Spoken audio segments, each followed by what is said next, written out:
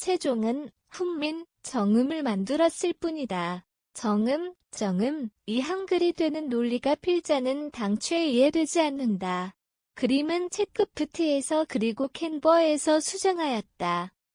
필자가 즐겨 사용하는 말이다. 생각은 말을 만들었고 사실은 닭과 달걀같이 선우는 모호하지만 시간과 공간을 넘어 말을 소통하려 글을 만들었다. 글이 만들어지니 거꾸로 글이 말을 지배하고 다시 말은 생각을 지배한다. 따라서 글과 말은 사람이나 국가의 정체성을 구성하고 지배한다. 따라서 역사와 더불어 언어가 망가지면 개인만이 아니라 나라도 망한다. 국권상실기 이래 우리 국어가 너무나 헝클어져 온 현실에 대한 안타까움이 이 글을 쓰게 되는 출발점이다.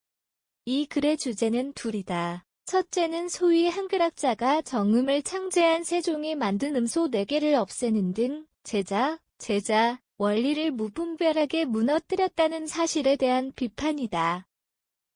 둘째는 한글 전용 정책 때문에 우리말의 가동력이 떨어졌다는 고발이다. 그 결과는 외국인과 대화 즉 발음 능력이 꺾여 해외를 향한 진취력을 떨어뜨렸고 뜻글로 구성된 단어의 이해 능력 저하로 독해력, 문해력이 세계적으로 최하위 수준으로 추락하고 있다. 나아가 발음조차 엉터리인 무분별한 외국어 사용이 남발되면서 세대 직업군 계층 따라 언어가 통하지 않는 사태로 전개되었다. 결국 국민의 우민화와 사회분열이 심화되고 있다. 필자가 이 글을 여러 차례 나누어 쓸 것임을 밝히며 독자들의 넓은 해량을 부탁하는 바이 글은 그 엄혹하던 국권상실기의 우리말을 지키기 위하여 기꺼이 목숨을 걸었던 분들의 인격과 국어사랑이라는 숭고한 정신을 폄하하려는 것이 결코 아니다. 오히려 그분들에게 높은 존경심을 갖고 있음을 의심하지 말아 주시기 바란다. 한글을 미끼로 삼는 국뽕 유튜브와 훈민, 정음 파괴자 요즘 유튜브의 영향력이 공중파를 넘어섰다고 한다. 한글은 그 유튜브 시장에서 손님몰이의 대표적 미끼 주제 가운데 하나다. 문제는 앞선 언급과 같이 언어 생활이 속으로 썩어 들어가는 현실은 인지조차 못하면서 못된 송아지 엉덩이 뿔 나듯 한글 자랑만 앞세운 국뽕 유튜브가 기승을 부리고 있다는 점이다. 유튜브 제목을 들어보자. 위대한 한글의 세계와 한글이 세계를 놀래다 15분 만에 배우는 한글 미국 교수의 한글 비밀 탐구 한자 버리고 한글만 쓰는 일본 한글이 제2모국어 될까 무서워요. 옥스퍼드 대학 한글 반짝반짝 의태어 다양한 표현과 감정에 무릎 꿇었다. 마침표 이제는 멀미가 날 정도로 넘쳐난다. 단지 제목의 과장만이 아니다.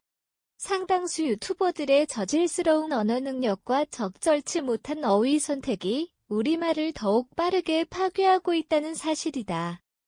이러한 사실은 필자에게 또 다른 위기의 식과 문제의 식을 안겨준다.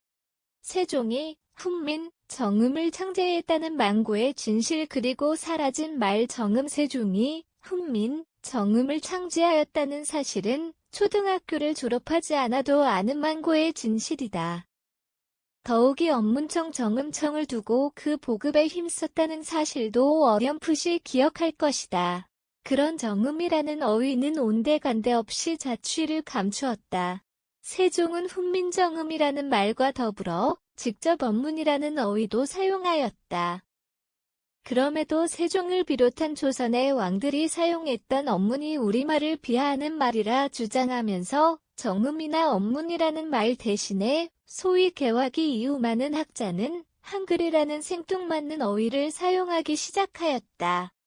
급기야 한글 전용이라는 구호로 오도되면서 수천 년 동안 사용해온 상형 문자인 개, 쉼표 별표 또는 서개, 석을 소위 한자을 사실상 사용하지 않게 되었다.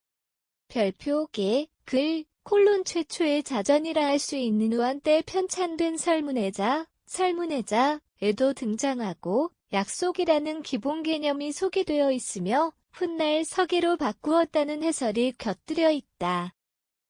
나아가 청대 강의자전에서는 발음에 대한 상세한 풀이가 덧붙여 있다. 계약이나 문서를 뜻할 때는 개 사람의 성씨를 말할 때는 설계단, 거란을 말할 때는 글로 발음하라고 하였다. 다만 저들의 발음 체계와 우리의 발음이 다르기 때문에 저들은 키에키아드로 발음되었다고 해석할 수도 있다. 같은 문자라도 발음은 지역에 따라 다를 수밖에 없지만 많은 언어학적 연구에 의하면 고대로 갈수록 우리 발음에 가까워진다고 한다. 즉 계획을 소위 한자, 원나라 이전에는 없던 어휘 자체가 동이족이었던 상나라에서 급속히 발전된 문자이므로 당연한 사실일 것이다. 훈민, 정음 창제의 핵심 목적을 통찰하지 못한 언어학자들 우선의 정음이라는 어휘를 사용하지 않게 되었는지, 그리고 언문이 훈민, 정음을 낮추어 부르는 명칭이 아니라는 사실부터 짚어볼 필요가 있다. 깊은 통찰이 요구되는 무거운 주제이지만 여기서는 간단하게 요점만 다루겠다. 1. 훈민정음 반포문 첫 구절은 누구나 즐겨 인용한다. 국지어음이 요중국 키음야에서의 첫 구절에 이미 어화음 즉 말과 소리, 발음을 거론하였지 글자를 주제로 삼지 않았다. 물론 뒤에서 백성들이 글로써 자신의 뜻을 드러내지 못함을 안타까워하며 말을 읽고 쓸 수 있으면 뜻을 드러낼 수 있다고 하였음도 누구나 알고 있다. 2. 또 훈민, 정음 창제를 반대하는 신하들과의 논쟁에서도 세종은 지방, 영역마다 발음이 다르다는 사실을 전제하며 그 다른 발음을 바로잡아 표준화하겠다는 의지를 매우 강하게 드러내고 있다. 그런데 거의 모든 언어학자들이 비교 대상조차 없는 과학적 표음 문자의 창제라는 점에만 집중한 나머지 발음의 표기 방법과 지방 간의 발음 차이를 극복하겠다는 의도는 알아채지 못한 것이다. 다시 강조하자면 의 표기 방법이 창제의 핵심 목적이었음에도 여기에 초점을 맞춘 연구는 거의 없었다는 사실이다. 3. 이러한 의도는 최만리 반대 상소에 대한 세종의 답변에도 분명히 드러난다. 너희들은 운서나 제대로 아느냐? 사성이나 칠음의 자모가 몇 개인지나 아느냐? 이걸 내가 하지 않으면 누가 하겠느냐? 세종은 계자, 글자 자체의 유용성과 위력을 충분히 알고 있었지만 지방마다 그리고 우리가 잃어버린 저 대륙과 이 땅의 발음이 다르다는 사실에 관심을 두고 있다는 사실을 솔직하게 토로한 것이다. 4. 세종이 바른기호 창제에 초점을 맞추었다고 볼 수 있는 또 하나의 근거는 자신이 스스로 훈민, 정음 즉 바른 소리라고 명명하였다는 사실이다. 만약 후대인들이 일반적으로 인식하는 새로운 문자의 창제만을 의식하였다면 정문이나 정자 아니면 신문이나 신자라고 이름을 지었을 것이다.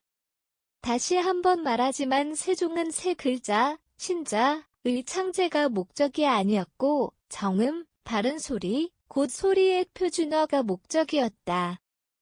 필자가 언제 구매하여 소장하고 있는지도 모르는 1975년 대제각 발행령인본을 방금 휴대전화로 촬영한 것이다.